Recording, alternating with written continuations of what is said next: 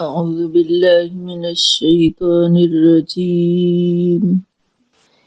بسم الله الرحمن الرحيم. قال الملأ الذين استكبروا من قومه لنخرجنك يا شعيب والذين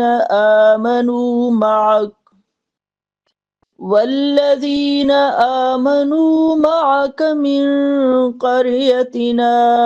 أو لتعودن في ملتنا. قال أولو كنا كارهين. قد افترينا على الله كذبا إن عدنا في ملتكم بعد إذ نجانا الله منها وما يكون لنا أن نعود فيها إلا أن يشاء الله ربنا وسع ربنا كل شيء علما. على الله توكلنا. ربنا افتح بيننا وبين قومنا بالحق وأنت خير الفاتحين. وقال الملأ الذين كفروا من قومه لئن اتبعتم شعيبا إنكم إذا لخاسرون. فأخذتهم الرجفة فأصبحوا في دارهم جاثمين. الذين كذبوا شعيبا كأن لم يغنوا فيها. الذين كذبوا شعيبا كانوا هم الخاسرين. فتولى عنهم وقال يا قوم لقد أبلغتكم رسالات ربي ونصحت لكم فكيف آسى على قوم كافرين. اعوذ باللہ من الشیطان الرجیم بسم اللہ الرحمن الرحیم۔ اللہ تعالیٰ کے فضل و کرم سے آج ہم 9ویں پارے کا آغاز کر رہے ہیں۔ اس میں سورہ الاعراف کا آخری حصہ ہے جو یہاں سے ہم شروع کریں گے آیت نمبر 88 سے 102۔ اس میں حضرت شعیب علیہ السلام اور اس کی قوم کا ذکر ہے، اور خاص طور پر حضرت شعیب علیہ السلام کی قوم کے سرداروں کا، کہ جس میں آیت نمبر 88 میں اللہ تعالیٰ فرماتے ہیں، یہ اس آیت کا ترجمہ ہے کہ اس کی قوم کے سرداروں نے جو اپنی بڑائی کے گھمنڈ میں مبتلا تھے، انہوں نے کہا کہ اے شعیب، ہم تجھے اور ان لوگوں کو جو تیرے ساتھ ایمان لائے ہیں اپنی بستی سے نکال دیں گے، ورنہ تم لوگوں کو ہماری ملت میں واپس آنا ہوگا۔ یہ چیلنج تھا حضرت شعیب علیہ السلام کو اور آپ کے پیروکاروں کو کہ یا تو واپس آ جاؤ اپنی پرانے دین کے اوپر، ورنہ ہم تمہیں نکال دیں گے۔ شعیب علیہ السلام نے جواب دیا، کیا زبردستی تم ہمیں واپس لے آؤ گے؟ اور جبکہ ہمیں معلوم ہے کہ تمہارا مذہب غلط ہے اور ہم صحیح راستے پر ہیں، تو یہ کیسے ہو سکتا ہے کہ ہم واپس پلٹ آئیں؟ تو اس کی قوم کے سرداروں نے جو اس کی بات ماننے سے انکار کر چکے تھے، انہوں نے آپس میں کیا کہا؟ انہوں نے آپس میں کہا کہ اگر تم نے شعیب علیہ السلام کی پیروی قبول کر لی تو برباد ہو جاؤ گے۔ اب اصل میں پہلی بات تو کیا ہے کہ جتنے بھی انبیاء کرام اس دنیا میں نبوت کے دعوے کے ساتھ آئے اور اللہ تعالیٰ نے انہیں مبعوث فرمایا، اپنی قوم کے پاس آئے، اپنی قوم کو راہ ہدایت دینے کے لیے آئے، تو اس کی قوم نے پہلا کام تو یہی کیا، نبی کو اور ان کے پیروکاروں کو دھمکی دی، اور جب انہیں وہاں سے مایوسی ہوئی تو پھر واپس اپنی قوم کے پاس پلٹے اور اپنی قوم سے یہ بات کہی کہ اگر تم نے اس نبی کی اور اس کے ساتھیوں کی بات قبول کر لی تو تمہاری بربادی ہو جائے گی۔ اور وہی ہے کہ تمہاری تجارت، تمہاری سیاست، جو ساری یہ معاملات جھوٹ پر چل رہے ہیں، بے ایمانی پر چل رہے ہیں، بد اخلاقی پر چل رہے ہیں، تو جب ان کو چھوڑو گے تو تمہاری تو بربادی ہوگی کہ پورا تمہارا کاروبار کا، تمہاری سیاست کا، تمہارا اقتدار، یہ ساری جو بسیدہ عمارت ہے وہ گر جائے گی۔ اور پھر اللہ تعالیٰ اگلی آیت مبارکہ کے اندر بتا رہے ہیں کہ جب انہوں نے جھٹلایا مگر ہوا یہ کہ ایک دہلا دینے والی آفت نے ان کو آ لیا، وہ اپنے گھروں میں اوندے پڑے کے پڑے رہ گئے۔ پہلے تو انہوں نے حضرت شعیب علیہ السلام اور ان کے پیروکاروں کو دھمکی دی کہ اگر تم واپس اپنے ملت پر نہیں آئے تو ہم تمہیں نکال دیں گے، اور جب انہیں وہاں سے مایوسی ہوئی تو پھر یہ طے کر لیا آپس میں مل کے، اور اپنی قوم کو بھی ڈرایا اور خود بھی ڈرے کہ اگر تم نے اس کو قبول کر لی، اس دعوت کو، تو بھی تمہاری دنیا برباد ہو جائے گی، کیونکہ تمہاری دنیا تو چل ہی جھوٹ کے اوپر رہی ہے۔ اور جب یہ انہوں نے خود تہیہ کر لیا کہ نبی کی پیروی نہیں کریں گے، دین اسلام کو قبول نہیں کریں گے، دین اسلام ان معنوں میں کہ حضرت آدم علیہ السلام سے لے کر حضور صلی اللہ علیہ وسلم تک جتنے بھی انبیاء آئے سبھی دین اسلام لے کر آئے۔ پہلے نبی حضرت آدم علیہ السلام بھی دین اسلام پر تھے، اور حضرت محمد مصطفیٰ صلی اللہ علیہ وآلہ وسلم نے اسی دین اسلام کی تکمیل کی، اسے مکمل کیا، اور جب انہوں نے انکار کر دیا تو اللہ تعالیٰ نے ان کے اوپر عذاب بھیج دیا۔ یہاں پہ جتنی انبیاء کا اور اس کی اقوام کا ذکر ہے اس میں بہت ذکر اسی طرح سے آیا ہے کہ پھر اللہ تعالیٰ کس طرح سے ان بستیوں پر عذاب مبتلا کر دیتا ہے۔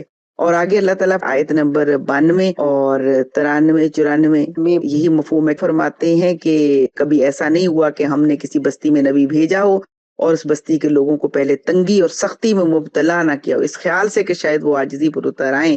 پھر ہم نے ان کی بدحالی کو خوشحالی سے بدل دیا، یہاں تک کہ وہ خوب پھلے پھولے اور کہنے لگے ہمارے اسلاف پر بھی اچھے اور برے دن آتے رہے، آخر کار ہم نے انہیں اچانک پکڑ لیا، انہیں خبر تک نہ ہوئی۔ یہاں پر ایک بہت زبردست قانون اللہ تعالیٰ کا بتایا گیا ہے کہ اللہ تعالیٰ جب کسی قوم میں نبی کو بھیجتا تو نبی اپنی پوری دعوت پہنچا دیتے، لیکن قوم قبول نہ کرتی، تو پھر اللہ تعالیٰ ہوتا یہ کہ اس بستی پر تنگی بھی آتی، سختی بھی آتی، کیونکہ جب انسان پر تنگی اور سختی آتی ہے تو وہ اللہ کی طرف رجوع کرنے کا امکان زیادہ ہوتا ہے۔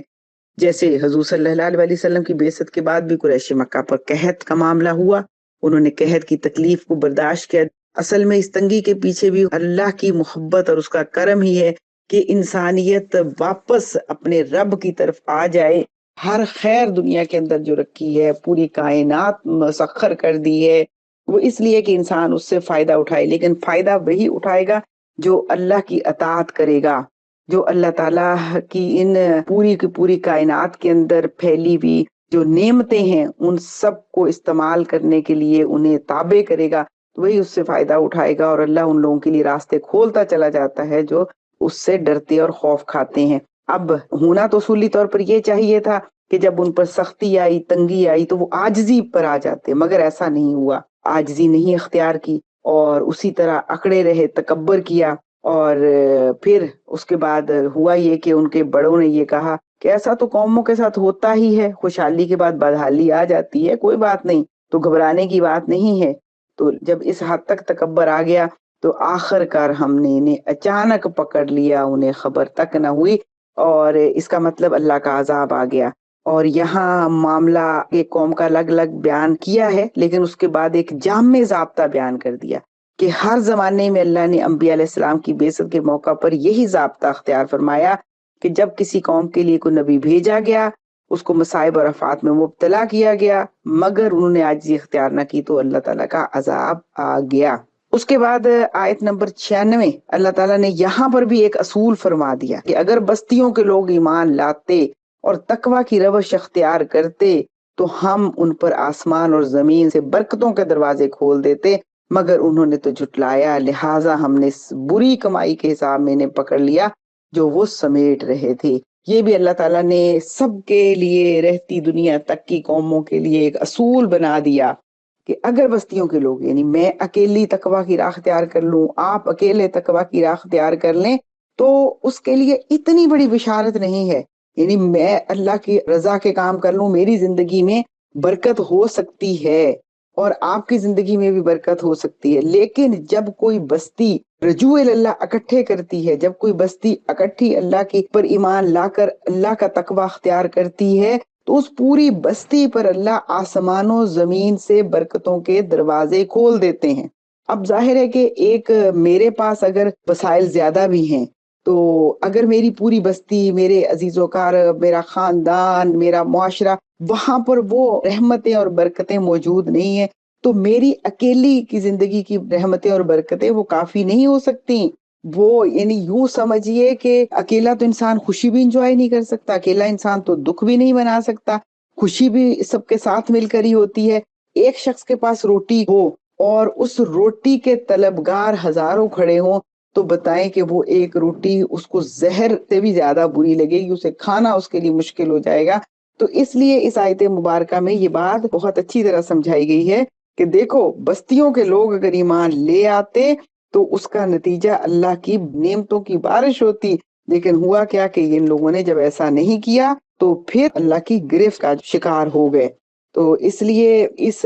رکوع کے اندر جو بات سمجھائی گئی ہے حضرت شعیب علیہ السلام کے اس واقعے سے کہ حق کے مقابلے میں غرور فائدہ نہیں دیتا، شعیب علیہ السلام کی قوم کے سرداروں نے حق کا مقابلہ طاقت اور معاشرتی دباؤ سے کیا، اور یہ ہر دور کے ظالم نظام کا رویہ ہے کہ حق کو دلیل سے نہیں دھمکی سے دباتا ہے۔ اور دوسرا ایک واقعے سے جو بات سمجھ آتی ہے وہ ایمان کا وقار ہے کہ حضرت شعیب علیہ السلام کا جواب کیا تھا، ہم اللہ پر جھوٹ باندھیں گے اگر تمہارے دین میں واپس آئے۔ بات بالکل واضح ہے کہ ہم اپنے ایمان کے ساتھ کوئی سودا نہیں کریں گے۔ یہاں ایمان صرف عقیدہ نہیں بلکہ ایک تہذیبی وفاداری ہے۔ تو اس کے اندر یہ بات بھی سمجھائی گئی ہے کہ اللہ کا قانون جو ہے وہ قانون اصلاح ہے، اور اس آیت نمبر 94 اور 95 میں اللہ کا اجتماعی قانون بیان ہوا ہے کہ پہلے آزمائش آتی ہے، پھر مہلت ملتی ہے، پھر خوشحالی آتی ہے، پھر اچانک پکڑ ہو جاتی ہے۔ یہ اس لیے کہ قوم غفلت سے بیدار ہو جائے، خوشحالی فتنہ بن جائے تو تباہی زیادہ قریب ہو جاتی ہے۔ جب قومیں نعمت کو حقانیت کی سند سمجھ لیتی ہیں کہ ہمارے اوپر نعمت ہے اس کا مطلب ہم سچے ہیں، اور اصلاح کا راستہ بھلا دیتی ہے تو تباہی لازمی ہوتی ہے۔ اس لیے اگلی جو آیت نمبر 96 نے ہمیں اصول دیا کہ ایمان تقوی، یہ دو چیزیں ایسی ہیں جس کے ذریعے آسمان و زمین سے برکتوں کے دروازے کھل سکتے ہیں۔ ایمان اور تقوی وہ چابی ہے جس کے نتیجے میں اسلام کا معاشی اور معاشرتی نظام خیر و برکت والا ہو جاتا ہے، اور ایمان اور تقوی وہ چابی ہے جس کے بعد انسان کی دنیا کے اندر اللہ تعالیٰ اس کی مال و دولت اور حسن معاشرت میں بہترین طریقے سے اس کو نعمتوں سے نوازتے ہیں۔ اور اس کے بعد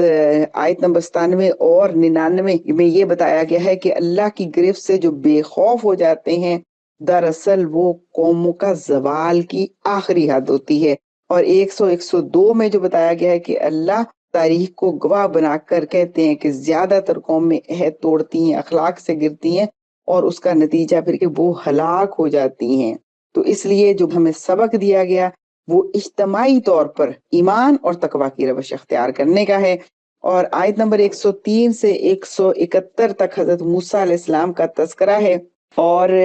حضرت موسیٰ علیہ السلام کے تذکرے کے اندر اللہ تعالیٰ 103 سے 105 آیت کے اندر فرماتے ہیں کہ پھر ہم نے موسیٰ علیہ السلام کو فرعون اور اس کے سرداروں کی طرف اپنی نشانیوں کے ساتھ بھیجا مگر انہوں نے ان پر ظلم کیا، اور موسیٰ علیہ السلام نے کہا کہ میں رب العالمین کا رسول ہوں۔ اور پھر 106 سے 126 کے اندر بتایا کہ اس طرح سے عصا اور ید بیضا کے معجزات دیے گئے، اور جادوگروں کا ایمان اور فرعون کی آمریت اور فرعون کے مظالم کا ذکر ہے۔ پھر 127 اور 129 کے اندر بنی اسرائیل کی کمزوری، موسیٰ علیہ السلام کی قیادت، صبر اور امید کا درس ہے۔ 130 اور 136 کے اندر قوم فرعون پر آفات، قحط، سیلاب، پورا اس کی تفصیل موجود ہے صحیح بخاری کے اندر جو آیت کی تشریح کرتی ہے، جہاں پر حضور صلی اللہ علیہ وسلم نے بتایا ہمیں کہ یہ قوم اتنی ڈھیٹ ہو چکی تھی کہ ان پر اللہ تعالیٰ کی طرف سے ایسی آفت آتی کہ ایک دم ٹڈی دل کا وہ لشکر ہر چیز کو ڈھانپ لیتی، اور پھر یہ حضرت موسیٰ علیہ السلام سے کہتے تھے کہ موسیٰ دعا کر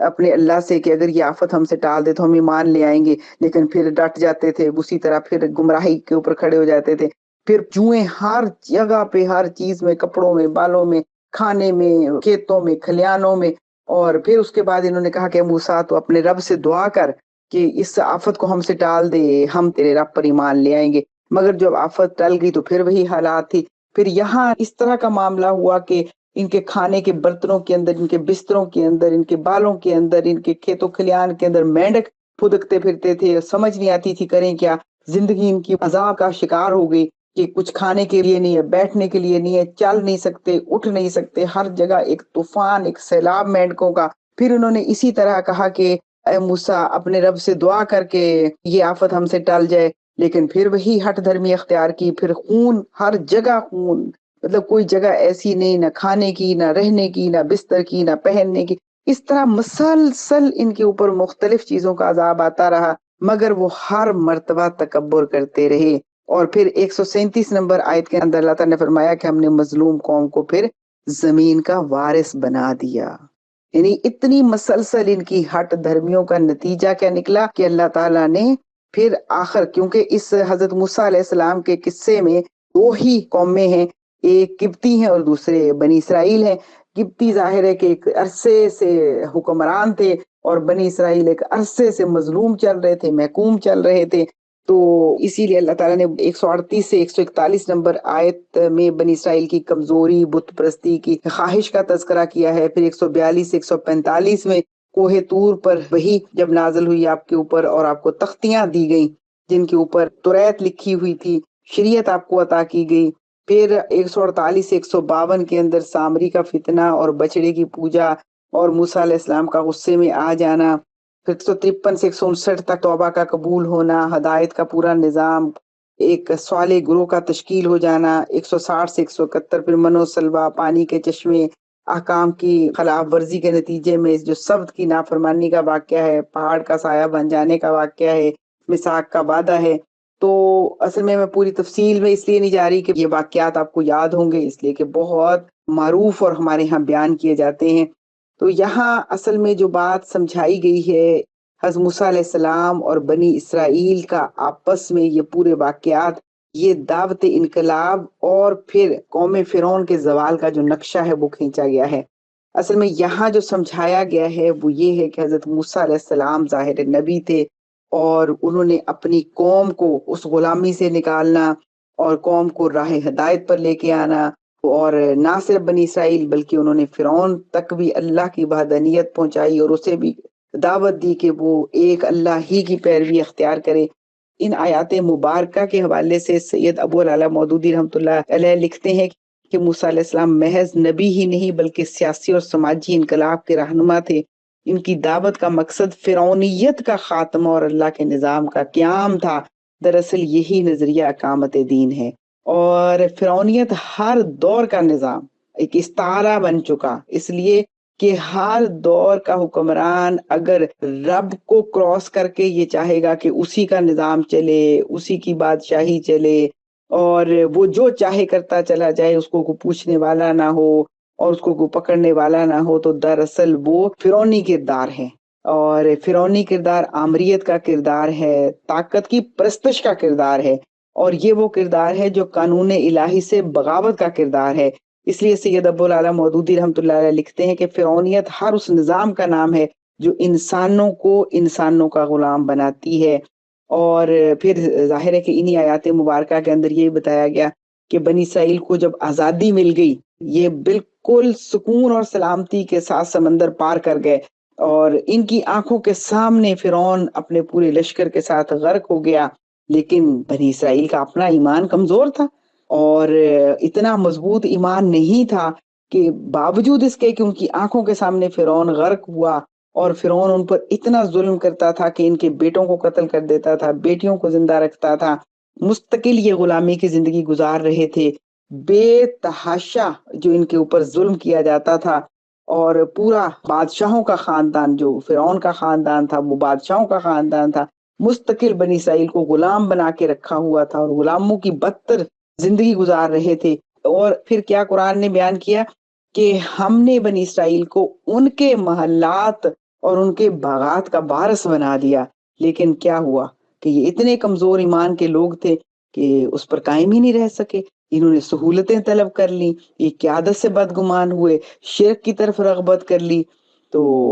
یہ بڑی ہی قابل شرم تصویر ہے جو ہمیں دکھائی گئی ہے۔ کمزور ایمان کی مثالیں ان کی کیا ہیں؟ کمزور ایمان کی مثالیں یہ ہیں کہ اس کے بعد جب انہیں من و سلوہ دیا گیا تو اسے سمیٹ کے رکھنا شروع کر دیا، حالانکہ صبح و شام ملتا تھا، لیکن پھر بھی سمیٹ کے رکھنا شروع کر دیا. اللہ کے اوپر یہ یقین ہی نہیں کہ اللہ کل پھر دے گا. جس نے آج دیا، بغیر محنت کے دیا، بغیر سبب کے دیا، وہ اللہ کل بھی دے گا. لیکن وہ سمیٹ کے رکھنا شروع ہو گئے، آپس میں جھگڑنا شروع ہو گئے. پانی کے اوپر جھگڑا کہ اللہ تعالیٰ نے 12 چشمے جو ہے وہ دے دیے، اور اس کی نشانی بھی رکھ دی کہ کس قبیلے کا کون سا چشمہ ہے، کہ ہر قبیلے نے اپنا چشمہ بھی پہچان لیا. اور اس کے ساتھ پھر ان کو بادل کا سایہ بھی کیا کہ یہ صحرائے سینا میں پھرتے تھے تو وہاں پر ظاہر ہے کہ کسی طرح کا سایہ نہیں تھا. اللہ تعالیٰ نے بادل کا سایہ بھی کر دیا، من و سلوہ بھی بھیج دیا. پھر انہوں نے کہا ہم تو من و سلوہ سے ہمارا دل تنگ پڑ گیا، ہمیں تو گیہوں، ککڑی اور کھیرا اور یہ والی چیزیں چاہیے جو زمین سے نکلتی ہیں.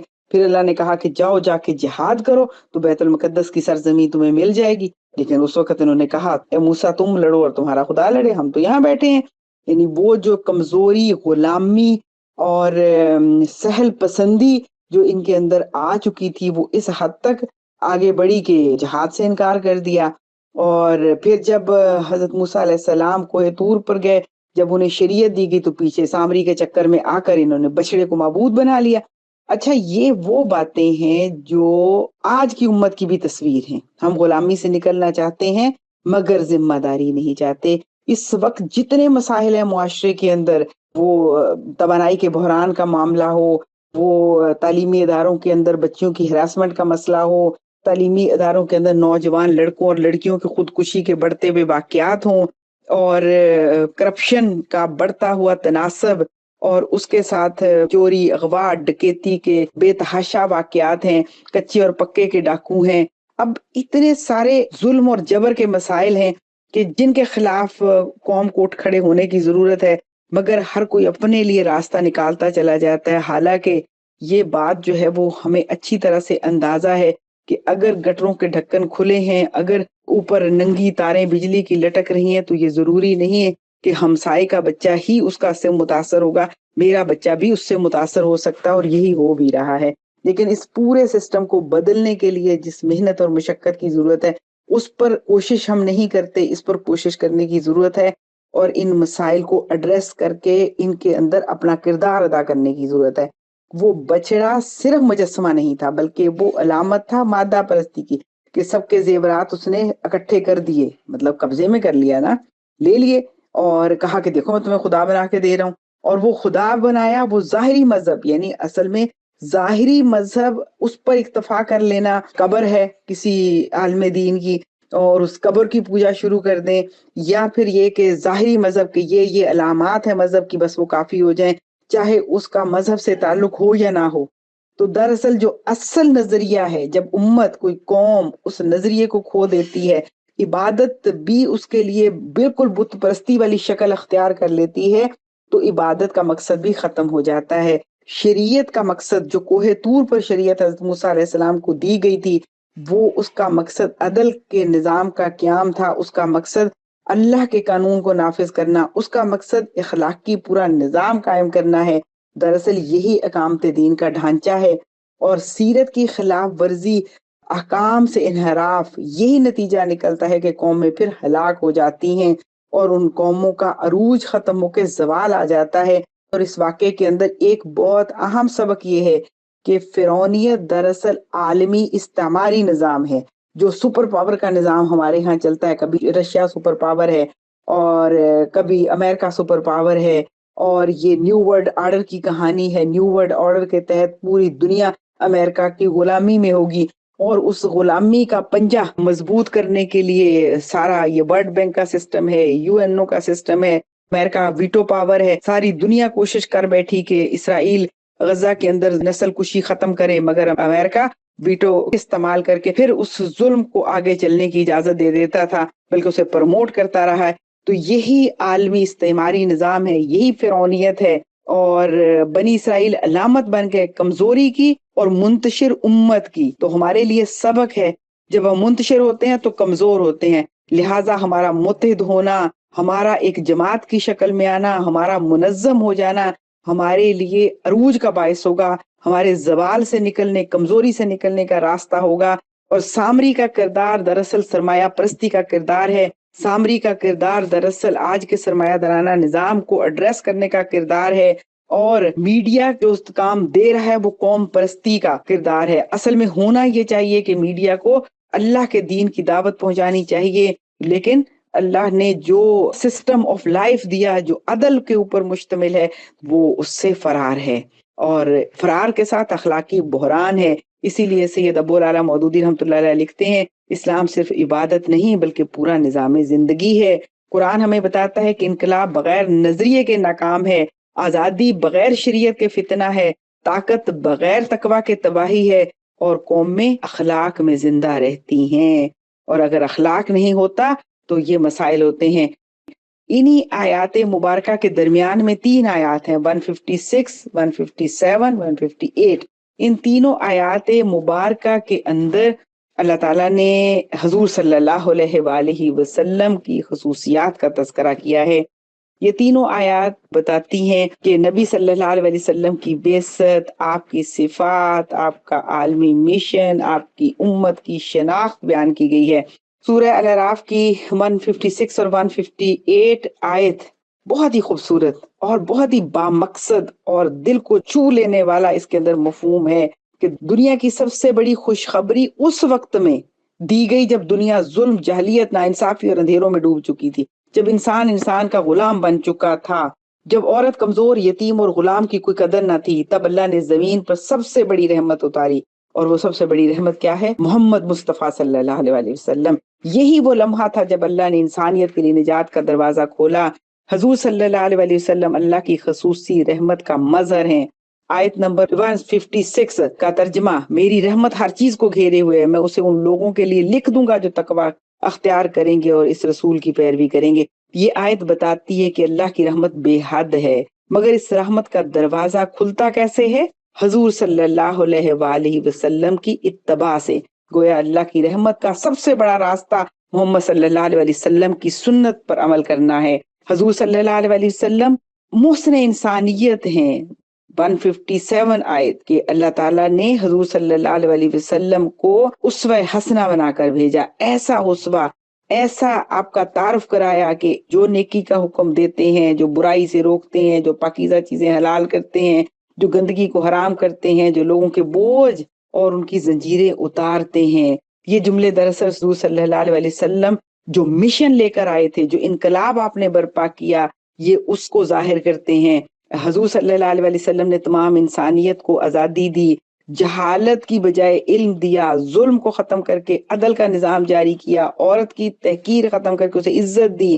کمزوروں کی پامالی ہوتی تھی ان کے حقوق کی حفاظت کی۔ حضور صلی اللہ علیہ وسلم وہ نبی ہیں جنہوں نے بوجھ اور زنجیریں اتار دیں۔ اے لوگوں، میں تم سب کی طرف اللہ کا رسول ہوں۔ تو یہ سب کی طرف سے مراد عرب کے لیے، یورپ کے لیے، افریقہ کے لیے، ایشیا کے لیے، پوری انسانیت کے لیے آپ نجات ہیں کہ تم ایمان لاؤ، ان کی پیروی کرو تاکہ تم ہدایت پاؤ۔ یہ اصل میں وہ میسج ہے جو حضور صلی اللہ علیہ وسلم نے دیا۔ اس سے فرد بھی بدلتا ہے، خاندان بدلتا ہے، قومیں بدلتی ہیں، اور تاریخ کا رخ بدل جاتا ہے۔ دنیا کے تمام نظام ناکام ہو سکتے ہیں، تمام فلسفے ٹوٹ سکتے ہیں، تمام طاقتیں ختم ہو سکتی ہیں، لیکن حضور صلی اللہ علیہ وسلم کا پیغام ہمیشہ زندہ رہے گا، کیونکہ وہ رحمت ہیں، روشنی ہے، انقلاب ہیں، انسانیت کی آخری امید ہیں۔ اس لحاظ سے یہ بہت اہم تینوں آیات مبارکہ حضور صلی اللہ علیہ وسلم کے مقام کو سمجھنے کے لیے بہت ہی اہمیت کی حامل ہیں۔ اچھا، یہیں پر ایک تذکرہ بلعام بن بعورہ جس کا ذکر قرآن میں، اس کا نام تو نہیں آیا، لیکن مفسرین نے تفسیر ابن کثیر میں، تفسیر قرطبی میں، تفسیر طبری میں اس کے بارے میں یہ لکھا گیا ہے کہ یہ بنی اسرائیل کے ایک بہت بڑا عالم تھا، اور لیکن جس وقت حضرت موسیٰ علیہ السلام کے خلاف ان لوگوں نے اس شخص سے کہا کہ تم موسیٰ علیہ السلام کے خلاف فتویٰ دو، یہ عالم تھا اور جانتا تھا کہ حضرت موسیٰ علیہ السلام حق پر ہیں، لیکن پھر اس کو لالچ دیا گیا، پیسے کا، عزت کا، اقتدار کا، اور یہ لالچ میں آ گیا اور یہ بک گیا، اور اس کے بعد یہ حضرت موسیٰ علیہ السلام کے خلاف کھڑا ہو گیا۔ دراصل اس واقعے کے ذریعے علماء سوء کا کردار بتایا گیا ہے۔ دنیا پرست دین فروشوں کی ایک علامت بتائی گئی ہے کہ ایسا علم جس کے بعد انسان گمراہ ہو جائے، یہ بہت بڑا فتنہ ہے، اور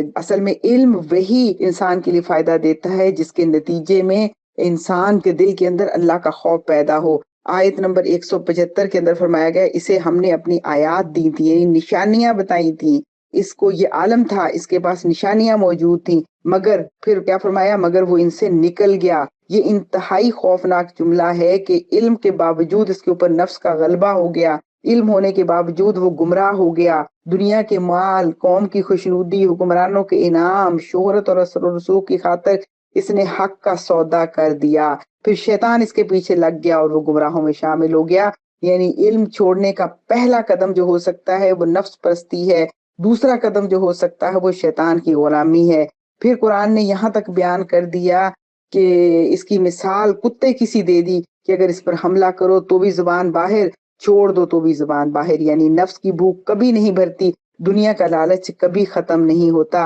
مولانا مودودی رحمۃ اللہ علیہ لکھتے ہیں کہ یہ وہ لوگ ہیں جو دین کا لباس پہن کر دنیا کماتے ہیں اور حق کو باطل کے ساتھ ملا دیتے ہیں۔ تو دراصل یہ ہمیشہ سے حکمرانوں کے درباری علماء، فتوے بیچنے والے، ظالم نظام کو جائز ٹھہرانے والے، دین کو سیاست کا مہرہ بنانے والے، یہ سب اسی طرح کے لوگ ہیں جن کا مقصد دنیا حاصل کرنا ہوتا ہے، آخرت نہیں۔ وہ اپنی ذات بناتے ہیں، اپنا خاندان جو ہے وہ مضبوط کرتے چلے جاتے ہیں۔ جو اصل کام انسانوں کی غلامی سے نکالنے کا ہے، اصل کام ظلم کے نظام کو ختم کر کے عدل کا نظام قائم کرنے کا، وہ نہیں کرتے۔ تو یہ اس لیے یہاں پر یہ بات جو ہے وہ بہت اچھی طرح سے سمجھائی گئی ہے، اور اس واقعے کے ذریعے ہماری ذمہ داری ہمیں بتائی گئی ہے کہ علم کو حق کی امانت سمجھنا ہے، دنیا کمانے کا مقصد نہیں بنانا، اور دین کو بیچنا نہیں ہے، بلکہ دین کے ذریعے دنیا اور آخرت کو سنوارنا ہے۔ اور یہ کیسے ہوگا؟ اپنے نفس کے خلاف مسلسل جہاد کی ضرورت ہے۔ اور سب سے بڑا خطرہ کیا ہے کہ انسان دنیا کی خاطر اپنا دین بیچ دے،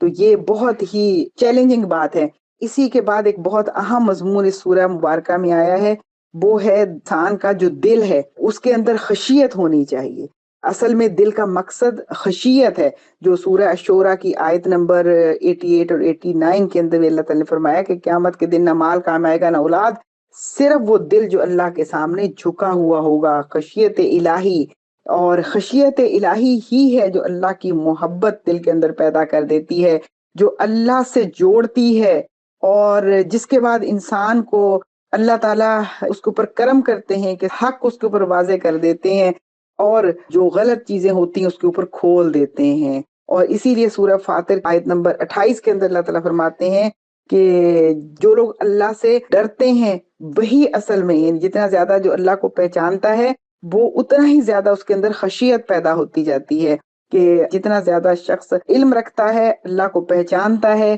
اتنا ہی وہ اللہ کی عبادت بھی کرتا ہے اور اللہ سے ڈرتا بھی ہے۔ قرآن کے مطابق جو دل کا کام ہے وہ کیا ہے؟ حق کو سمجھنا ہے، حق کو پہچاننا ہے، حق کے مطابق فیصلہ کرنا ہے، اللہ کی طرف جھک جانا ہے۔ اسی لیے سورہ الاعراف کی آیت نمبر 179 کے اندر اللہ تعالیٰ فرماتے ہیں کہ ان کے پاس دل تو ہیں مگر وہ سمجھتے نہیں ہیں، کہ جب دل میں اللہ کی معرفت نہیں ہوتی تو پھر اس دل کا کوئی فائدہ نہیں ہوتا۔ اور اس کے ساتھ ہی اگلی بات جو ہمیں سمجھائی گئی ہے وہ کیا ہے کہ دل کو بدلنے کے لیے علم کی ضرورت بھی ہے، یعنی خشیت دل کے اندر پیدا کیسے ہوگی؟ جب ہمارے پاس علم ہوگا، یعنی علم بہت ضروری ہے، لیکن علم کہیں فتنے کا باعث نہ بن جائے، کہیں آزمائش کا باعث نہ بن جائے۔ علم ضروری ہے، مگر دعا یہ کرنی چاہیے، کوشش یہ کرنی چاہیے کہ علم خشیت الہی کا ذریعہ بنے۔ اصل میں بات کیا ہے؟ بات یہ ہے کہ انسان کی اصلاح اندر سے ہوتی ہے، دل کا دروازہ اندر سے کھلتا ہے، باہر سے نہیں۔ تو دل کو اندر سے بدلنے کی کوشش کرنے کی ہماری مستقل کوشش جو ہے وہ رہنی چاہیے۔ سورہ الاعراف کی آیت نمبر 179 کے تناظر میں، اور پھر سورہ یونس کی آیت نمبر 57 کے میں کہ اللہ تعالیٰ نے فرما دیا کہ جو اللہ کا ذکر ہے دلوں کی بیماری اسی سے دور ہوتی ہے، یعنی دلوں کا بیماری بھی دور ہوتی ہے، دل کے اندر خشیت بھی اللہ کے ذکر سے آتی ہے۔ جب علم دل میں اتر جاتا ہے تو پھر انسان کو علم کیا ہے؟ آگاہی ہے،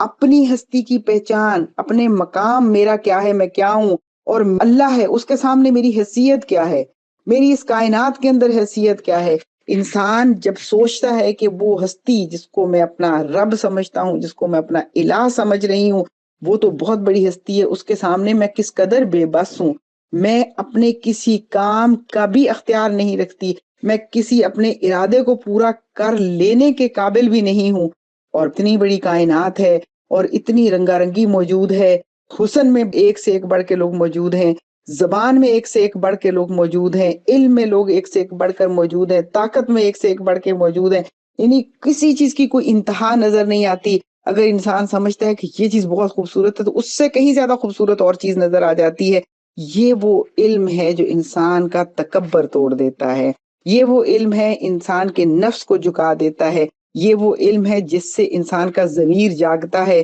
اور انسان پھر اندر سے بدلتا ہے۔ جب اندر سے بدلتا ہے تو اس کا ظاہر بھی خود بخود بدلتا ہے۔ تو علم کا ثبوت کسی ڈگری سے نہیں، علم کا ثبوت دراصل خوف خدا سے ہے، اللہ سے محبت سے ہے۔ اللہ کا خوف اور اللہ کی محبت ظاہر ہوتی ہے انسان کے رویے سے، اس کے کردار سے، اس کے معاملات سے اور حسن خلق سے۔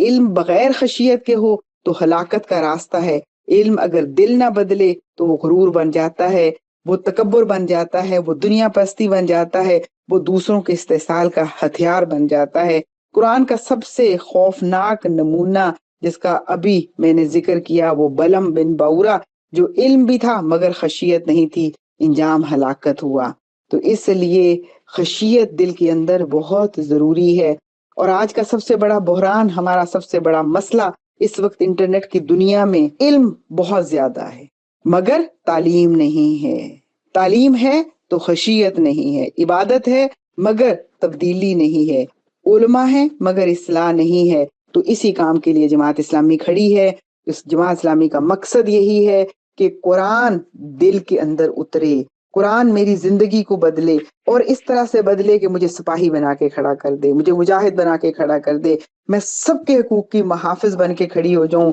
اور اس طرح سے محافظ بن کے کھڑی ہوں کہ کسی کے اوپر ظلم نہیں ہوگا۔ اور سب سے بڑا ظلم کس کے اوپر ہوتا ہے؟ اللہ پر۔ اللہ حاکم ہے، اور جب اس کا حق کے حکمرانی ہم شعوری طور پر تسلیم نہیں کرتے، اس کی حکمرانی کے علاوہ دوسروں کی حکمرانی، سب سے پہلے اپنے نفس کی حکمرانی لے لیتے ہیں، ہم اپنے نفس کے محکوم ہو جاتے ہیں، پھر اس کے بعد ہم اپنے رسم و روایات کے محکوم ہو جاتے ہیں، پھر معاشرے کے محکوم ہو جاتے ہیں، پھر سپر پاور کے محکوم ہو جاتے ہیں۔ یہ اللہ پر ظلم ہے۔ سب سے پہلے تو جماعت اسلامی اس مقصد کے لیے کھڑی ہے کہ اللہ حاکم مطلق ہے، اس کی حکمرانی میں کوئی شریک نہیں، اس کے خالق ہونے میں کوئی شریک نہیں، اس کے مالک ہونے میں کوئی شریک نہیں، اللہ وحدہ لا شریک ہے، لہٰذا وہ اس کی حاکمیت کا جھنڈا ہمیں اپنے نفس میں بھی نصب کرنا ہے اور اس پوری انسانیت، پورے کرۂ ارض پر نصب کرنا ہے۔ تو لہٰذا جماعت اسلامی کا مقصد یہی ہے۔ اور یہاں پر جو انبیاء علیہ السلام کا ذکر کیا گیا سورہ الاعراف کے اندر، ان کی قوموں کا، وہ ہمارے لیے باعث عبرت بھی ہے، باعث نصیحت بھی ہے۔ ان سے سبق لیتے ہوئے ہمیں وہ قوم بننا ہے، ہمیں وہ لوگ بننا ہے جنہوں نے انبیاء کا ساتھ دیا، جو انبیاء کی پیروی اختیار کی، جنہوں نے، اور انبیاء کی پیروی اختیار کرنے کی وجہ سے کامیاب و کامران ٹھہرے، آج تک ان کا ذکر خیر ہوتا ہے۔ ہمیں وہ لوگ نہیں بننا جنہوں نے انبیاء کی مخالفت کی اور انبیاء کی مخالفت میں آگے ڈٹ کر کھڑے رہے، ان کا ذکر بھی آج تک ہوتا ہے لیکن ذکر خیر نہیں ہوتا۔ اور وہ لوگ ہیں جنہیں ہم ملعون کرتے ہیں، قیامت کے دن بھی وہ عذاب علیم، دردناک عذاب میں ہوں گے۔ تو اس کے بعد سورہ الانفال شروع ہو جاتی ہے 9ویں پارے کے اندر۔ یہ وہ صورت ہے جس میں پہلی مرتبہ ایک مکمل اسلامی ریاست، اس کی اخلاقیات، اس کی قیادت، اس کی معیشت، اس کی جنگی حکمت عملی، اس کے اجتماعی کردار کی بنیاد بتائی گئی ہے۔ یہ صورت ہمیں بتاتی ہے کہ اسلام صرف عبادات کا مجموعہ نہیں بلکہ زندگی کا مکمل نظام ہے۔ سورہ الانفال، اس کے اندر غزوہ بدر کے بعد کے مضامین ہیں۔ غزوہ بدر کے تناظر میں یہ نازل ہوئی، اور یہ وہ لمحہ تھا جب کمزور مظلوم جماعت اللہ کے نظام کے نمائندہ بن کر دنیا کے سب سے بڑے باطل نظام کے سامنے کھڑی ہو گئی۔ غزوہ بدر ایمان کی وہ علامت ہے کہ اپنے سے کئی سو گنا بڑی طاقت کے سامنے بہت کم تعداد میں، ہتھیار بھی بہت نہ ہونے کے برابر ہیں، جذبہ ایمانی کے ساتھ کھڑے ہیں، اور نتیجہ کیا نکلا کہ جذبہ ایمان، جذبہ جہاد وہ کامیاب ہوا اور طاقت ناکام ہو گئی۔ تو دراصل یہ ہمارے لیے بہت بڑی موٹیویشن ہے کہ اللہ تعالیٰ کس طرح سے اپنے خالص بندوں کو، جن کے دل اللہ اور اس کے رسول صلی اللہ علیہ وسلم کی محبت سے معمور ہوتے ہیں، کس طرح سے اللہ ان کی زندگیوں کو کارگر بنا دیتا ہے، کس طرح ان کو طاقت دیتا ہے کہ وہ اپنے سے کئی سو گنا بڑے دشمن کو شکست فاش دے دیتے ہیں، اور خود اللہ تعالیٰ کی رحمت اور مدد سے ایک ایسی کامیابی ملتی ہے جس پر آج بھی دنیا حیران ہے۔ تو اس میں کیا ہمیں سبق ہے؟ نمبر 1 سبق قیادت اور اطاعت ہے، کہ اللہ، رسول اور امیر کی اطاعت۔ غزوہ بدر میں اطاعت کا جو نظام ہے وہ ایسا مضبوط ہے کہ کم لوگ تھے مگر متحد تھے، سیسا پلائی ہوئی دیوار تھے، ایک بڑی بنی ہوئی ایک مضبوط یونٹ تھے، اور جس کے نتیجے میں اللہ کی بھی انہوں نے فرما برداری کی، حضور صلی اللہ علیہ وسلم کی فرما برداری کی، اور بحیثیت امیر یعنی حضور صلی اللہ علیہ وسلم سے باصلات بھی تھے، امیر بھی تھے، ہر بات مانی، تو نتیجہ کیا نکلا کہ کامیابی۔ اور دوسری بات، اسلامی جنگی اخلاق سمجھایا گیا ہے کہ ظلم ہوگا تو اس کے خلاف قتال ہوگا، ظلم ہوگا تو خاموشی نہیں ہوگی، اس کے خلاف مسلسل مزاحمت ہوگی، یعنی ظلم کے خلاف مزاحمت۔ جو اہل غزہ نے پورے 2 سال یہ بتا دیا کہ بے سر و سامانی کا عالم تھا، اور مقابل اسرائیل کی پشت پر سپر پاور موجود ہے، اسرائیل کے پاس تمام ٹیکنالوجی ہے، ہتھیار ہیں، افواج ہیں، سرمایہ ہے، اور یہ بے سر و سامانی کے عالم میں حماس اور غزہ کے عوام ایک پیج پر رہے، متحد رہے۔ یہ نہیں ہوا کہ کہیں سے آواز آ رہی ہو کہ مروا دیا حماس نے ہمیں، جب اکٹھے مل کر چلے۔ حماس بھی عوام کے درمیان رہی، لوگوں کے درمیان رہے، لوگوں کے درد کو سمجھا، لوگوں کی تکلیف کو سمجھا، ان حالات میں بھی وہیں پر رہے۔ یعنی ابھی ہمیں ابو عبیدہ کے بارے میں، اس کی شہادت کے بعد بہت سارے واقعات پتہ چلے کہ وہ شخص جو اتنا مطلوب تھا اسرائیل کو، مگر وہ اپنے عوام کے درمیان ہی سارے نارمل اپنی زندگی گزارتے، لوگوں کے دکھوں اور تکلیفوں کو ختم کرنے کے لیے مسلسل ان کے درمیان ہی رہے کہ لوگ اس کو الگ سے نہیں پہچان سکے۔ تو لوگوں کے درمیان اسلامی تحریک کا کام، لوگوں کے درمیان رہنا، لوگوں کے درمیان گھل مل کر رہنا، اور یہ ثابت کرنا کہ ہم آپ جیسے ہی ہیں، آپ ہمارے جیسے ہیں، ہمارے اور آپ کے درمیان کوئی فرق نہیں ہے۔ تقویٰ تو دل کے اندر ہے نا۔ خوف خدا کا نتیجہ مخلوق خدا سے محبت کی شکل میں، مخلوق خدا کے ساتھ گھلنے ملنے کی شکل میں، مخلوق خدا کے ساتھ حسن سلوک کی شکل میں، مخلوق خدا کے غموں کے مداوے کی شکل میں نکلنا چاہیے۔ اس میں ایک اور اہم بات جو ہمیں یہاں غزوہ بدر کے تناظر میں سمجھ آتی ہے، وہ نظم و ضبط ہے، اور ذاتی مفاد کو جماعتی مقصد پر قربان کر دینا۔ ذاتی مفاد میں اپنی سوچ بھی ہے، اپنا نظریہ بھی ہے، اپنی فکر بھی ہے۔ نظریے سے مراد کہ میں یہ سوچ رہی ہوں کہ یہ کام اس طریقے سے ہونا چاہیے، یہ زیادہ مفید ہے، لیکن اجتماعی فیصلہ فرق ہے، تو اپنی سوچ کو اجتماعی مقصد پر فوقیت دے دینا۔ اور پھر ایک اہم بات قوت کی تیاری ہے، کہ جس کے بارے میں اللہ تعالیٰ نے خود فرمایا ہے کہ ان کے مقابلے میں طاقت کے لیے گھوڑے تیار رکھو، کہ اصل میں گھوڑا علامت ہے جہاد کے، ہتھیار کے طور پر، طاقت کے طور پر۔ تو قوت ہونی چاہیے، قوت علم کی بھی ہونی چاہیے، جسمانی قوت بھی ہونی چاہیے۔ اور جس طرح کا ہمارا معاشرہ ہے، اب ظاہر ہے یہاں ہمیں کوئی تلوار تو نہیں اٹھانی، کلاشنکوف تو نہیں اٹھانی، بندوق تو نہیں اٹھانی، لیکن یہاں ہمیں کیا چاہیے؟ مضبوط دلائل اور بہت اچھا جسچر، بہت پیار اور محبت کا معاملہ، کہ ہم درد دل کے ساتھ، محبت کے ساتھ اپنے لوگوں کو قرآن سمجھائیں، اپنے لوگوں کو دین کی دعوت دیں۔ یہ وہ مخلوق خدا ہے جو اللہ پر ایمان رکھتی ہے، یہ وہ سب ہیں جو اللہ سے محبت کرتے ہیں، یہ وہ سب ہیں جو اپنے نبی مہرباں پر جان نچھاور کرنے والے لوگ ہیں، سب اللہ کے بڑے ہی پیارے محبوب ہیں۔ ہم بھی پیار و محبت کے ساتھ ان کو قرآن کے ساتھ جوڑتے ہوئے سب کو قرآن کے راستے پہ لگانے کی کوشش کریں، تو پھر یہ بہت بڑا سبق ہے ہمارے لیے کہ غزوہ بدر علامت بن گیا ایمان، تقویٰ اور ڈسپلن کی۔ سورہ انفال کی اہمیت آج کے دور میں بھی بہت ہے، کہ مسلمان صرف فرد نہیں بلکہ امت ہے، امت بغیر ڈسپلن کے زندہ نہیں رہ سکتی۔ اور سورہ انفال ہماری سیاسی تربیت بھی کرتی ہے۔ مولانا مودودی رحمۃ اللہ علیہ کے مطابق یہ سورت اسلامی ریاست کا پہلا آئینی باب ہے، جس میں ہمیں سمجھایا گیا ہے کہ امت مسلمہ کو غلامی سے نکال کر قیادت کی طرف کیسے لانا ہے۔ اس میں ہمیں سمجھایا گیا ہے بکھری ہوئی جماعت کو امت کیسے بنانا ہے۔ اس میں ہمیں سمجھایا گیا ہے کہ اسلام کو عبادت سے اٹھا کر نظام کی تبدیلی کے لیے کس طرح سے اکٹھا کرنا ہے، مجتمع کرنا ہے، آگے بڑھانا ہے۔ اور اس کے ساتھ ہی ہمیں ایک دو اور باتیں اس سورہ مبارکہ کے اندر جو ہے وہ سمجھائی گئی ہیں۔ وہ ہے کہ مالی نظم کیا ہوگا، کہ تم سے لوگ مال غنیمت کے بارے میں پوچھتے ہیں۔ تو یہ غزوہ بدر کے بعد پیدا ہونے والا پہلا سوال تھا، اور اللہ نے کیا جواب دیا کہ یہ مال کسی فرد کا نہیں، بلکہ کہہ دیجئے کہ انفال سارے کے سارے اللہ اور اس کے رسول کے لیے، یعنی مال غنیمت کس کے لیے؟ اللہ اور اس کے رسول کے لیے ہے۔ یہ مال کسی فرد کا نہیں بلکہ ریاست اسلامی کا ہے، یعنی اسلامی ریاست کا مال ہے۔ غزوہ بدر جو ہے وہ دراصل یہاں پر اس کی کامیابی کا راز اطاعت نظم میں ہے، اور ساتھ یہ بھی سمجھا دیا گیا کہ اگر تم اختلاف کرو گے تو ناکام ہو جاؤ گے، بغیر جماعتی زندگی کے کوئی بھی ہدف حاصل نہیں کر سکتے، تو نہ ہم جتنے بھی نیک ہو جائیں لیکن ہم کوئی کامیابی حاصل نہیں کر سکتے۔ اگر ہم یہ چاہتے ہیں کہ اس ملک کا نظام بدلے، یہاں پہ جبر اور استحصال ختم ہو، تو ہمیں متحد ہونا ہوگا، ہمیں متحد ہو کر اپنے حقوق کے لیے آگے بڑھنا ہوگا، تو انشاءاللہ تمام حقوق ملیں گے۔ آج جو ہمارے پاکستانی معاشرت ہے اس کے اندر مالی بددیانتی ہے اور قیادت کا فقدان ہے، انتشار ہے، اور اس میں ایک سب سے بڑا مسئلہ حرص ہے۔ مال، طاقت، اقتدار، یہ چیزیں طلب بن گئی ہیں، اور دنیا سوشل میڈیا کے ذریعے ہماری نسلوں کو گلیمرائز کر دیا گیا ہے۔ گلیمر کے شوق میں ہر چیز چھوڑی جا رہی ہے، تمام اخلاقیات چھوڑے جا رہے ہیں۔ تو اس سے بچنے کا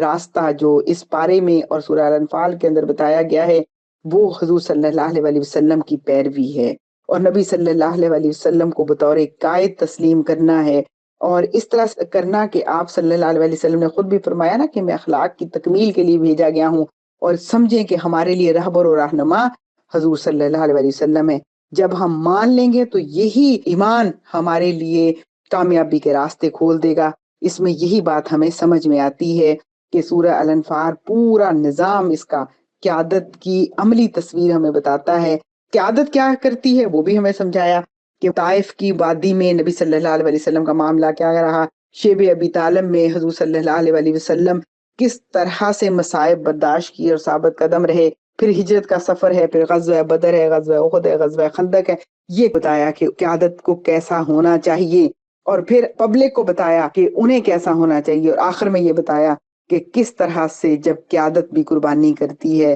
عوام بھی قیادت کے ساتھ چلتی ہے، تو پھر اللہ فتح مکہ کا دن بھی دکھاتا ہے، اور فتح مکہ ایک بڑی فتح ہے، طاقت کا ایک عروج ہے اور ایک کامیابی ہے، اور یہ ہمارے لیے بہت اہم جو ہے وہ پیغام ہے کہ جس کو ہمیں سمجھنے کی ضرورت ہے کہ اگر اسی طرح دونوں چیزیں ساتھ اکٹھی ہوں اور چلتی رہیں تو اس کا فائدہ انشاءاللہ خود بھی ہوگا اور پوری قوم کو بھی ہوگا اور پوری امت کو بھی ہوگا۔ اور اسی حوالے سے صحابہ کرام کے بے مثال کردار ہمیں تاریخ سے ملتے ہیں، اور ان کی ایمان کی کیفیت بھی ملتی ہے کہ کس طرح انہوں نے اپنے مشن کو جان سے زیادہ عزیز رکھا، مشن کو مال سے زیادہ عزیز رکھا، انہیں خاندان سے زیادہ مشن کو عزیز رکھا، اور سب سے زیادہ عزیز ایمان کی نعمت کو رکھا، اور پھر ایمان کو ہر چیز پر فوقیت دی۔ حضور صلی اللہ علیہ وسلم کی اطاعت بہت محبت سے کی۔ تمام صحابہ کرام کی زندگیاں اس لحاظ سے نمونہ ہے کہ کس طرح سے انہوں نے